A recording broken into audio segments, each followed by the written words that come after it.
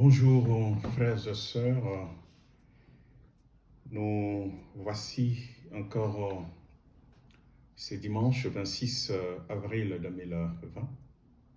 C'est le dernier dimanche du mois d'avril et nous devrions être effectivement à l'église à Saint-Thibault, dans le bâtiment que vous connaissez. Mais à cause des confinements, nous ne pouvons pas nous y trouver.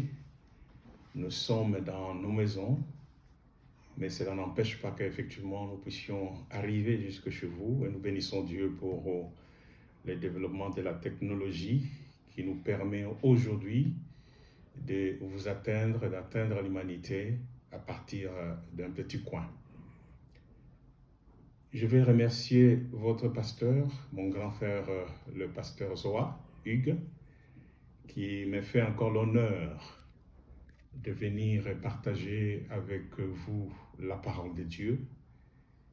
Et c'est une grâce. Je les remercie pour la confiance qu'ils me donnent de venir paître les troupeaux que Dieu lui a confiés. Ce matin, j'ai un message à partager avec vous, mais avant, écoutez, de démarrer avec ce message, je vais quand même prier. Là où vous êtes, en tout cas, je vous demande de vous asseoir confortablement.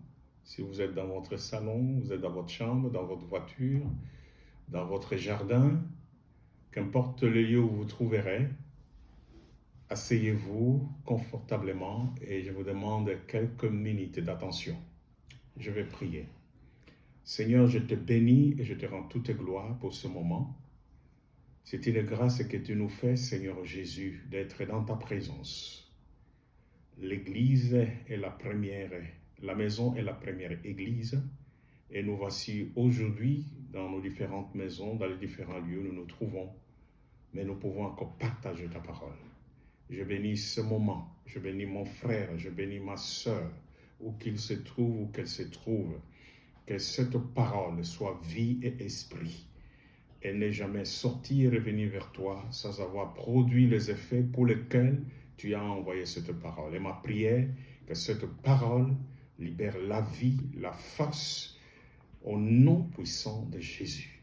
Que tout esprit qui ne confesse pas ton nom soit maintenant soumis à la puissance du Saint-Esprit en ce lieu. Utilise-moi comme un seul instrument.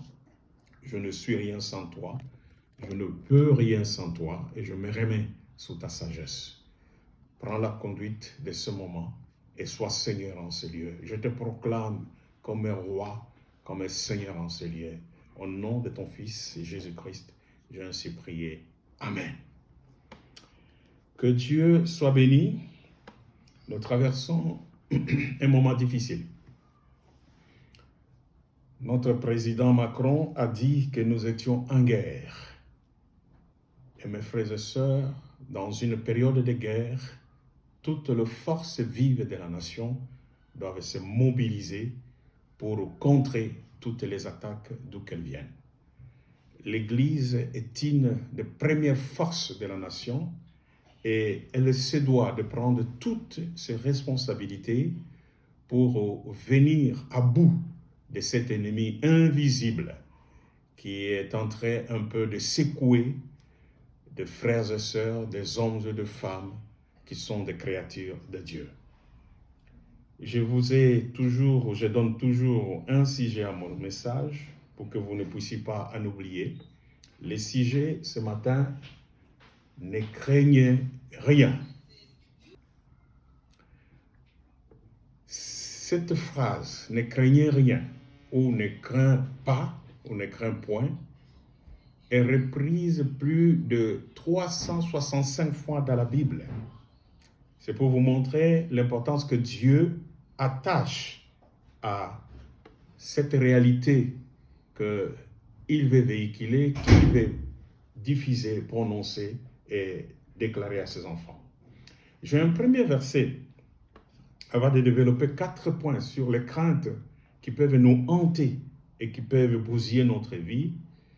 Je vais lire juste un premier verset à titre introductif dans le livre d'Ésaïe, chapitre 8, versets 12 et 13. Donc notez cette référence, Ésaïe chapitre 8, versets 12 et 13. Et je fais la lecture. N'appelez pas conspiration tout ce que ce peuple appelle conspiration. N'ayez d'eux aucune crainte et ne soyez pas troublés. C'est l'Éternel, le Maître de l'univers, que vous devez respecter comme saint. C'est lui que vous devez craindre et redouter. Ça, c'est la parole de Dieu et c'est le prophète Ésaïe qui nous parle ici. N'appelez pas conspiration tout ce que ce peuple appelle conspiration. Vous savez, quand nous regardons les réseaux sociaux, nous sommes inondés par des vidéos. On nous parle de conspiration, on nous parle des choses qui sont ceci, des laboratoires, on nous parle de beaucoup de choses. Mais une chose est vraie, qu'il y a une maladie, c'est-à-dire un microbe qui est en train de dégager de sa virilité, sa puanteur et toucher les organes, les cellules dans le corps et créer les dégâts que nous connaissons, c'est-à-dire des morts, des maladies, des gens qui sont dans des situations très compliquées. Mais la Bible nous dit, ne craignez pas ce que le monde craint. Le monde peut craindre des situations parce que le monde est limité, n'a pas la compréhension spirituelle que nous avons par rapport à la parole de Dieu. Ne craignez pas ce qui tue le corps, le physique. Mais la Bible nous recommande de craindre ce qui peut tuer le cœur, parce que ce qui peut tuer le cœur, c'est ça qui est au-dessus de toutes choses. Et le seul qui est le maître de ce cœur, c'est notre Dieu. Et donc, ne craignez point ou ne craignez rien, ce message, ça va être une lumière dans ce tunnel dans lequel nous sommes plongés. C'est un tunnel que j'appelle le tunnel de l'incertitude. Mais c'est l'éclaircie aussi dans ce chemin de la solitude. Voyez-vous, des gens sont confinés. Il y a ceux qui sont seuls, il y a ceux qui n'ont pas de famille. Et donc, ça devient un moment de solitude. Et donc, ce message sera pour vous un éclairage dans ce chemin de solitude. Un message à propos, un message rassurant, un message apaisant d'un Dieu berger qui livre ce message à son troupeau, à son fidèle troupeau, que nous sommes, nous, ces enfants de Dieu. Ne craignez rien. La crainte, la peur est l'ennemi numéro 1 de la foi. Lorsque un chrétien commence à avoir peur, il va être déstabilisé, parce que c'est une arme pour déstabiliser la foi de ceux qui croient. Parce que lorsque nous avons peur, lorsque nous avons la crainte, nous ne nous maîtrisons plus, nous ne pouvons plus nous concentrer et par conséquent, nous nous sentons immédiatement désarmés par rapport à toutes effectivement les possibilités que Dieu nous a données pour contrer les attaques de l'ennemi. Donc, la peur est quelque chose à chasser de notre cœur, de notre âme et de notre esprit. Ma prière ce matin, c'est que par la puissance de Dieu, que cette peur quitte nos cœurs, quitte nos esprits et quitte nos âmes, que nous soyons libérés de la peur, parce que Dieu dit ne craignez rien, ne craignez pas et ne craignez point. Et parce qu'il est dit, il a vaincu lui-même la peur. Alors, je vais partager 4 points par rapport à la crainte, par rapport à la peur. Le premier point, c'est que ne craignez point l'humiliation. Je vais parler de ne pas craindre l'humiliation. Deuxièmement, je vais parler de ne craignez pas les mauvaises nouvelles. Troisièmement, je parlerai ne craignez pas l'effort. Et quatrièmement, je finirai par ne craignez pas le lendemain. Je vous donnerai chaque fois une référence pour étayer mes propos. Premièrement, nous commençons alors par ce premier point. Ne craignez point l'humiliation. Alors, je vous donne une référence dans le livre de Matthieu. Matthieu chapitre 1. Matthieu chapitre 1. Alors, vous pouvez noter le verset 18 à 25, Matthieu chapitre 1, verset 18 à 25. Voici de quelle manière arriva la naissance de Jésus-Christ. Vous connaissez, on nous raconte comment est arrivée la naissance de Jésus-Christ. Joseph était fiancé à Marie. Mais pendant ce moment de fiançailles, il se trouve que Marie est enceinte, se retrouve enceinte. Et Joseph est au courant que Marie est enceinte. Or, selon la coutume juive, une femme qui n'est pas encore mariée ne pouvait pas concevoir. Ou avant le mariage, on ne pouvait pas consommer le mariage. Alors qu'ils étaient fiancés, comment expliquer aux gens que cette femme est déjà enceinte? C'était une honte pour la famille de Joseph. Même pour la famille de Marie aussi, pour les deux familles, c'était une honte.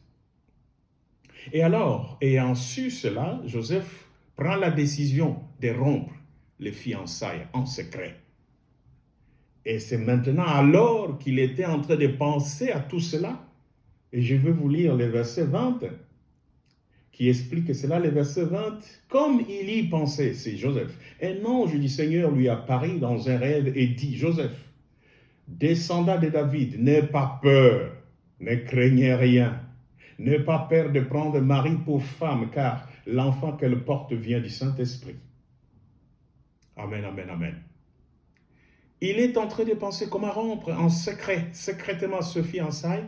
L'ange de Dieu lui apparaît pour lui dire, ne craignez rien, Joseph. Ne craignez pas l'humiliation. C'est une humiliation pour lui. Humainement par là, dans la société, c'était une humiliation. Il dit, ne craignez pas, parce que l'enfant que cette femme porte sauvera l'humanité tout entière. Une parole qui vient rassurer effectivement Joseph, parce que l'ange lui dira que c'est par la puissance du Saint-Esprit que Marie est devenue grosse, est enceinte et va concevoir un enfant qui sauvera l'humanité tout entière. Alors, pour nous aider à comprendre pourquoi Dieu nous dit de ne pas craindre l'humiliation, je vais vous donner quelques petits exemples. Comment définir l'humiliation? Parce que si tu ne dois pas craindre l'humiliation, il faut déjà connaître qu'est-ce que l'humiliation. L'humiliation, c'est une épreuve la plus difficile à supporter, mes frères, car elle atteint notre fierté, elle atteint notre honneur, elle atteint notre réputation. Néanmoins, elle est incluse dans le plan de Dieu. La souffrance, les soupirs, les sanglots accompagnent son action purificatrice. Mais voilà pourquoi l'humiliation est quelque chose de très terrible, parce qu'elle atteint notre fierté, notre honneur, notre réputation. Et toujours pour nous aider à comprendre effectivement cette crainte de l'humiliation, tenez ceci, la mise à l'écart alors que nous nous envisageons des responsabilités importantes. Imaginez que vous voulez devenir dans l'Église un diacre, un ancien, un chef de la chorale, un chef de femmes, du groupe de femmes, un chef du groupe des hommes dans l'Église. Vous vous sentez avoir toutes les qualités requises pour assumer ces responsabilités. Mais réalisez que quelqu'un d'autre est choisi, et non pas vous. Et alors, vous allez vous sentir humilié parce que vous vous attendiez à occuper cette responsabilité, mais le choix est tombé sur notre personne. Ça peut vous toucher, ça peut vous bouffer. Il y a même des gens qui peuvent quitter une église parce que, bon, moi, effectivement, on n'a pas reconnu mes qualités et donc je peux quitter cette église. Donc, la mise en écart, alors qu'on s'attend à des responsabilités, à des tâches qu'on peut assumer, ça constitue, ça entre dans cette réalité qu'on appelle l'humiliation. Deuxièmement, un deuxième exemple, les silences de Dieu. Les silences de Dieu alors que nous nous attendions à des réponses précises. Mon frère, ma soeur, quelqu'un dans votre famille est malade, peut-être de Covid-19. Vous avez prié, vous avez jeûné pendant 7 jours. Le Neven, vous avez jeûné pendant 14 jours. Et après la prière, après votre jeûne, comme si silence absolu au ciel. Votre frère est décédé, votre sœur, votre cousin est décédé. Vous vous dites que Dieu n'a pas entendu ma prière. Dieu n'a pas écouté ma prière. Vous vous sentez humilié quelque part. Vous savez, nous sommes des humains, même si nous sommes des spirituels, des enfants de Dieu, mais nous sommes des humains. Ça veut dire que nous avons des sentiments. Nous avons des sentiments et des remords. Nous pouvons éprouver des sentiments et des remords. Donc, ce que nous croyons être le silence de Dieu, mais mon frère, j'ai une bonne nouvelle à vous dire ce matin. Le silence de Dieu ne dit pas que Dieu est absent. Le silence de Dieu n'est pas synonyme de l'absence de Dieu. Non, Dieu peut être silencieux, mais il est tout puissant et présent dans ce que nous sommes en train de faire. Et donc, ce qu'on peut considérer comme le silence de Dieu peut être comme une humiliation, être ressenti comme une humiliation. L'incompréhension, troisièmement, pour vous expliquer la dangerosité de l'humiliation, l'incompréhension familiale, alors que nous espérions le réconfort et son appui. L'incompréhension familiale. J'ai assisté effectivement à plusieurs débats dans des familles. J'ai vu quelqu'un qui se sentait être responsable de cette famille. Il était aîné, il faisait beaucoup de choses, mais personne ne reconnaissait ce qu'il faisait. Et cette personne me disait, papa, je me sens humilié, je me sens confus. Tout ce que je fais pour cette famille, mais personne ne reconnaît ce que je suis en train de faire. Il se sent humilié. Quatrième et dernier exemple là-dessus, la censure des chrétiens alors que nous comptions sur leur approbation.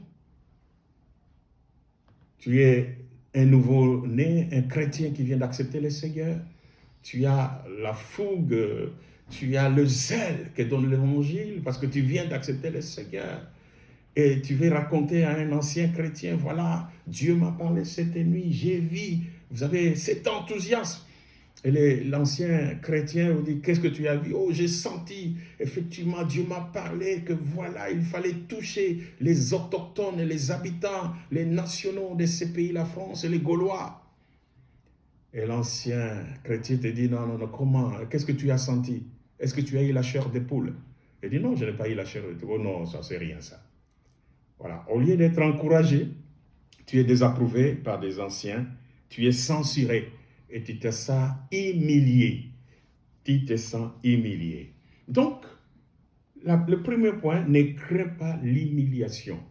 La bonne nouvelle, c'est que Jésus a porté notre humiliation. Il a été humilié sur la croix.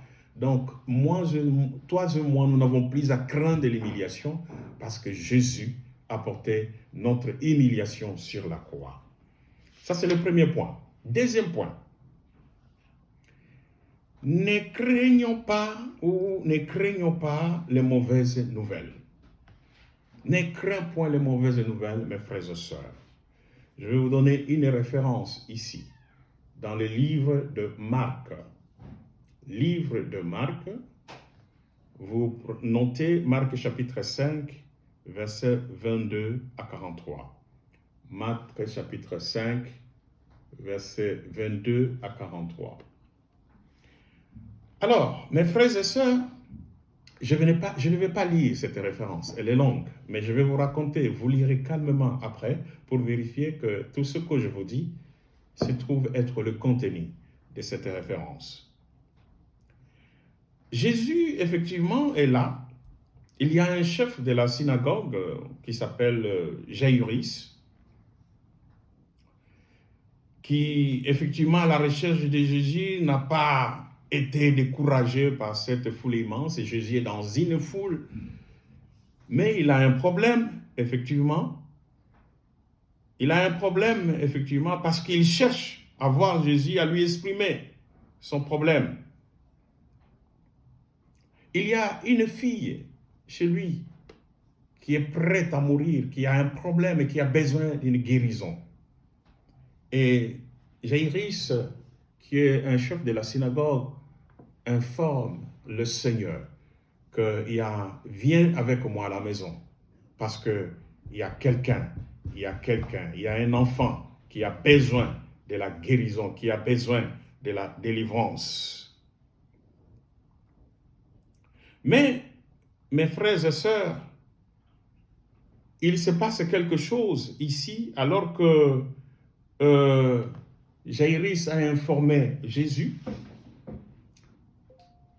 Je vais juste lire le verset 23. Qu'est-ce qu'il est dit au verset 23 ici? Le verset 23 dit: et les supplia avec insistance, ma petite fille est sur le point de mourir, viens, pose le main sur elle, afin qu'elle soit sauvée, et elle vivra. La Bible dit qu'il va supplier avec insistance. Je parle de ne pas craindre les mauvaises nouvelles. Jésus lui dit: ne t'en fais pas, ne crains point, je vais aller avec toi. Alors qu'ils sont en marche pour aller vers la maison de Jaïrus, ils vont trouver une autre situation grave de cette femme qui avait la perte de sang pendant 12 ans. Et vous savez, au lieu d'aller directement, parce que le Messie pressait Jésus d'y aller, de lui poser la main pour que cette fille guérisse. Mais il trouve un autre cas et Jésus doit faire son ministère encore. Il doit faire le ministère pour prier par rapport à cette femme qui avait la perte de sang pendant 12 ans. Et il y a un temps qui va se passer, Mais finalement, notre problème n'est pas cette femme, il va arriver dans la maison. Jésus arrive dans la maison de Jaïrus, il trouve une foule immense. Et il dit: pourquoi ce bruit? En fait, ces gens ne faisaient pas de bruit, ils étaient en train de pleurer, parce que l'enfant était déjà mort. Pendant ce temps qu'il a traîné, l'enfant est mort avant que même Jésus n'arrive avec Jaïrus à la maison. Et donc, il y avait des gens qui pleuraient, qui criaient. Et Jésus arrive à trouver cette foule et dit: mais pourquoi ce bruit? Il dit de faire sortir tous ces gens dehors. Mes frères, mes sœurs, quand vous voulez prier, il faut avoir la foi. Mais si vous voulez vous faire accompagner par quelqu'un pour aller faire un service de Dieu, il faut que cette personne ait la foi. Jésus a mis tous ces gens parce que cette personne n'avait aucune foi. Il se disait que c'était fini. Or, Jésus savait que cette personne, cet enfant, pouvait encore vivre. Et donc, il a fait mettre tout le monde dehors. Et il est entré avec ses 3 disciples, dont Pierre et les autres. Et vous savez, ce qui s'est passé, c'est un miracle. Cet enfant est revenu à la vie. Elle est revenue à la vie. La résurrection, le miracle de la résurrection a été opéré par notre Seigneur. Les mauvaises nouvelles, mes frères et sœurs, vous aurez des moqueurs, des railleurs, des défaitistes, des sceptiques, les pessimistes qui affluent sur le chemin de la grâce de Dieu. Nous avons cela dans nos églises. Des gens qui prient mais qui ne croient pas à l'effectivité et à la puissance de leurs prières. Les mauvaises nouvelles, nous allons toujours les avoir. Et maintenant là, on nous dit: est-ce que les églises vont encore ouvrir? Est-ce que un jour nous allons prier dans nos 4 murs, dans la salle de l'église encore? Il y a des gens qui croient que c'est la fin de l'église. Je peux vous dire, c'est faux. Aucune circonstance, aucune chose ne viendra mettre fin à la réalité de l'église dans ce monde. Parce que l'église est la bénédiction que Dieu a donnée au monde. L'église est là pour éclairer, pour illuminer le monde qui est dans la confusion, dans les ténèbres. C'est la mission que Dieu nous a donnée. Et donc l'église ne sera pas fermée. Non. Et d'ailleurs, Satan croyait qu'il a tapé un coup dur à l'église. Mais la bonne nouvelle, mes frères et sœurs, c'est que pendant ces périodes de confinement, dans toutes les maisons, je vous dis bien, dans toutes les maisons, il y a une église qui s'est créée. Et donc, la victoire est à notre Seigneur. Je dis: béni soit le Seigneur. Donc, Satan qui croyait que ça n'était fini avec l'église, mais les églises ont accru, se sont multipliées et se sont installées dans nos différentes maisons. Il y a des églises partout. Hier, je regardais les statistiques d'une grande librairie biblique dans le monde et qui a donné des statistiques que pendant ce moment, Les livres les plus vendus au monde pour le moment encore, que ça n'était déjà avant, c'est la Bible. Il y a plus de 150% de la vente de la Bible pendant la période de confinement. Tout le monde veut lire la Bible pour savoir la réalité, pour savoir qu'est-ce qui se passe, comment sortir de cette impasse et de cette crise. Donc, nous gagnons toujours. Dans toutes les circonstances, nous avons la victoire par celui qui nous a fortifiés. Donc, ne craignez pas les moqueurs, ne craignez pas les railleurs, ne craignez pas les défaitistes, ceux qui nous disent que c'est la fin du monde. Ce n'est pas encore la fin du monde. Il n'y a rien. Voyez-vous que cette pandémie Covid-19, le coronavirus, jusqu'à présent, il y a presque dans tout le monde entier, plus ou moins 170 000 morts. Ça n'a rien à voir avec, effectivement, la grippe espagnole. La grippe espagnole a tué des millions et des millions de gens. Ça n'a rien à voir avec ça. C'est encore rien, ça. Donc, ce n'est pas la fin du monde. Matthieu dit, la parole de Dieu dit, lorsque ces choses arriveront, ces choses comme le coronavirus, comme la calamité, le fleuve qui déborde, effectivement, tout ce que nous voyons, les conséquences climatiques que nous avons, les dégâts, la Bible dit, ça ne sera pas encore la fin. Donc, ce n'est pas encore la fin. Ce n'est pas encore la fin. Et mes frères, qu'on ne vous trompe pas. Ne craignons pas les mauvaises nouvelles. Faites taire ce que je vous recommande, je nous recommande. Faisons taire toutes les voix dissonantes autour de nous. Rejetons les révélations fantaisistes. Fouillez les avis irresponsables.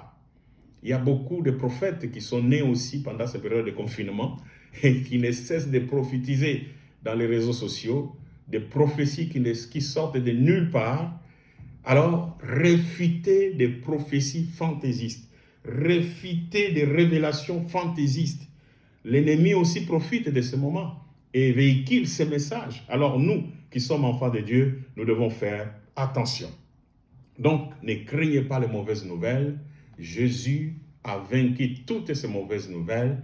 Il avait été tué. La mort croyait en finir avec le Jésus, mais la mort oubliait que Jésus était la vie et la résurrection. Et il avait prédit, il avait prophétisé avant sa mort que je détruirai le temple et 3 jours après je le reconstruirai. Il parlait de sa mort et de sa résurrection. C'est pour cela que, effectivement, les Israélites et les scribes, ils ont renforcé la garde lorsqu'il est décédé. Et ils ont mis une grosse pierre pour que personne ne vienne voler le corps ou qu'on dise le lendemain qu'il est ressuscité. Non, le 3e jour, il était réellement ressuscité. Donc, ne craignons pas les mauvaises nouvelles. Jésus a vaincu et nous avons le pouvoir et la capacité. Je vais vous parler maintenant de ce 3e, l'avant-dernier point. Ne crains point les forts. Ne crains point les forts. Je vous donne la référence. La lecture que vous devez faire chez vous calmement, Luc chapitre 5, versets 1 à 11. Luc chapitre 5, versets 1 à 11. Je ne vais pas lire, je vais vous raconter effectivement quelque chose qui s'est passé et vous connaissez cette histoire. Il s'agit de Pierre qui avait pêché toute la nuit avec toute son écurie. C'était un spécialiste de la pêche. Ils ont travaillé toute la nuit et ils n'avaient rien pris. Il n'y avait aucune prise, aucun poisson. Et le matin, ils sont fatigués parce que vous savez, la pêche, c'est de la fatigue. Il faut lancer les filets, il faut tirer les bouées, il faut... Donc, c'est un exercice physique et corporel terrible. C'est un effort que ces hommes ont fait. Et le lendemain matin, lorsque Jésus arrive au bord de la mer de Galilée, il les trouve fatigués. Il dit, qu'est-ce que vous faites ici? La pêche, c'est là, dans les eaux profondes. C'est dans les eaux profondes. Et donc, effectivement, il leur dit de lancer le filet dans les eaux profondes. Mais Pierre dit, Seigneur, nous avons travaillé toute la nuit. Nous n'avons rien pris. Les poissons, on les capte facilement la nuit parce qu'ils ne voient pas bien. Donc, la journée, ce n'est pas bon pour pêcher, pour les spécialistes de la pêche. Mais il dit, sur base de ta parole, je vais quand même jeter les filets. C'est comme ça qu'il a jeté le filet. Et vous connaissez la suite, que effectivement le filet menaçait même de rompre parce que le poisson était énorme et suffisant. Et donc, la Bible dit, ne craignez pas l'effort. Vous avez déjà travaillé, vous avez déjà fait des choses. Vous avez peut-être lu, vous avez médité, vous avez suivi quelqu'un, vous avez fait, vous avez prié pour quelqu'un, mais il ne se convertit pas. Vous avez prié, vous avez gêné pour quelque chose, mais il n'y a pas toujours de résultat. C'est un effort que vous faites, ce sont des privations, ce sont des moments que vous mettez à part pour faire le service de Dieu. Mais je vous dis, au bout de votre effort, il y aura toujours un résultat. Si nous suivons maintenant juste Dieu, nous faisons-le sur base de sa parole. Et donc, l'effort, effectivement, nous donne 3 enseignements. Ici, moi, il a retiré 3 enseignements par rapport à cet effort, c'est-à-dire que pour que vous ne puissiez pas craindre l'effort, c'est-à-dire cette énergie, ce travail encore qu'on va vous demander, c'est un plus qu'on vous demande. Oh, faites encore, continuez encore à prier, continuez encore à insister. Et vous vous dites que j'ai déjà fait assez. Alors, pour s'y porter, pour ne pas craindre l'effort, j'ai 3 choses à vous dire. Il faut oublier les déceptions. Il faut oublier les déceptions. Vous avez travaillé toute la nuit, c'est bien. Je suis bien d'accord. Mais je vous dis, c'est le Jésus qui vous dit, jetez maintenant le filet là où il y a les eaux profondes. Les poissons se trouvent dans les eaux profondes. Les poissons ne se trouvent pas au bord. Ne restons pas au bord en train de nous lamenter, en train de pleurnicher. Non, non, non, non, non. Nous devons aller affronter le mal là, dans les eaux profondes. Donc, il faut oublier les déceptions. Il faut oublier les déceptions. Jésus-Christ a tout accompli pour nous sur la croix. Parce que si tu n'oublies pas les déceptions, tu ne pourras plus faire un effort de plus. Donc, il faut oublier les déceptions et regarder et fixer nos regards vers le devant. Il faut reprendre la confiance. Parce que lorsque vous avez échoué, parce que quelque chose n'a pas marché, il n'y a plus de confiance, vous êtes fatigué. Donc, je vous demande pour oublier l'effort, pour ne pas craindre l'effort, il faut reprendre la confiance. Reprenez la confiance, surtout que la parole de Dieu nous demande de reprendre cette confiance. La 3e chose, pour ne pas craindre l'effort, il faut aller au loin. Dieu ne veut pas d'un peuple timoré, un peuple figé, un peuple sclérosé. Non, non, non. Mais il veut un peuple actif et créatif. Criez encore, priez encore, jeûnez encore, méditez encore la parole de Dieu.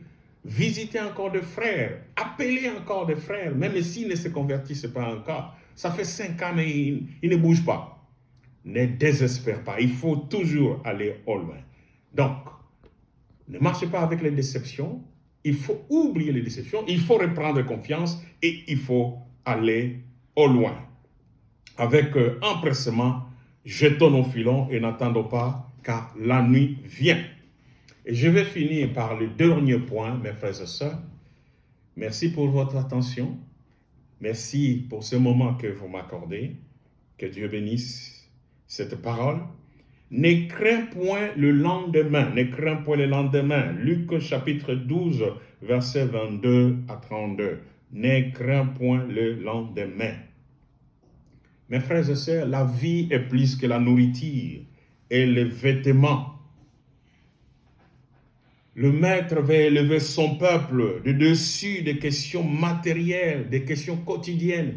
Vous voyez, il y a toujours des questions quotidiennes, des questions comment je vais manger demain, comment je vais me vêtir, comment je vais circuler, est-ce que j'ai le moyen, la locomotion pour circuler, comment je vais voyager. Vous voyez, nos préoccupations, voilà, sont là par rapport à toutes ces choses qui nous entourent. Et à cause de toutes ces préoccupations qui sont là, matérielles terrestres, nous oublions parfois la préoccupation essentielle. La vie, c'est un don de Dieu, c'est une grâce. Pourquoi la vie? C'est pour adorer, pour aimer Dieu. C'est pour aimer Dieu, mes frères et sœurs. Ne crains point le lendemain. Le lendemain se suffira à lui-même. C'est ce que la parole de Dieu nous dit. Et la Bible dit, pourquoi vous inquiétez-vous? Pourquoi vous avez des inquiétudes? Vous ne pouvez même pas ajouter une simple coudée sur la longueur de votre bras. Et si vous êtes incapable d'ajouter même une seule coudée, pourquoi vous inquiétez-vous? Parce que vous êtes incapable de donner la solution aux problèmes qui sont les vôtres. Mais il y a encore lui qui peut donner des solutions par rapport à ce que nous redoutons. Donc, ne craignons pas le lendemain. Le lendemain appartient à demain. J'aime ce cantique que vous chantez, que nous chantons, que vous connaissez. Parce qu'il vit, je n'ai rien à craindre. Non, non, mes lendemains sont assurés entre ses mains. Il tient ma vie